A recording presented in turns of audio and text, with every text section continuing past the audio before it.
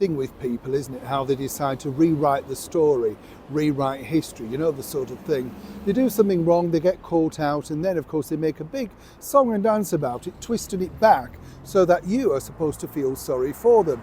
You know the sort of thing I mean. Just recently over here in the United Kingdom, we've had Hugh Edwards, and of course he was a, well, very much esteemed broadcaster for the BBC, almost 40 years with the corporation, and then of course had to suddenly retire due to mental health. The bigger story came out completely differently. This particular lady here, Emily Maitlis, famous of course for interviewing the Duke of York, Prince Andrew, also famously came out to stand up for him, something that really acutely backfired. While she accused of course the people who decided to stand by him, including of course the Sun newspaper, well, the bottom line was that suddenly she's gone all quiet. She hasn't gone all quiet over this though. Once again she's managed to squeeze herself back into the headlines with the only thing that she's now known for, which some people might say was a ruination of the British monarchy. Let me explain. Morning, good to see you today. Thank you so much as ever for your time. Behind me is this beautiful hotel called the Crescent Hotel in the very heart of Ilkley. And you can see the blue plaque now at the side here, tells you all about it and how long it's been up. It's an absolutely wonderful place when you go inside, steeped in history as you can imagine.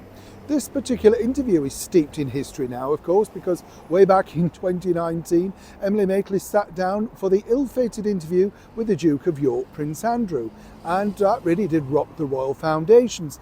Emily, as I've told you before, alongside the producer, Sam McAllister, made sure that she squeezed every single ounce of the interview out.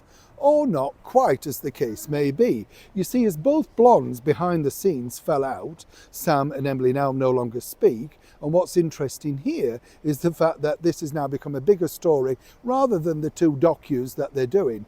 Emily's docu is coming out on Amazon in October, and no one's interested. So Emily's on the comeback trail trying to squeeze out another story.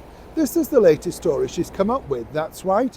Apparently she feels now sorry for any of the problems she could have heaped on to the princesses, that's Beatrice and Eugenie.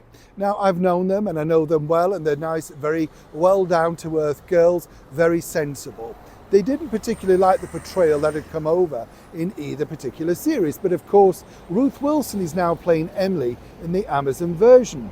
Now, according to Emily, she'd very much like to do something to, you know, sort of do the wrongs, the rights and all that sort of stuff for the princesses.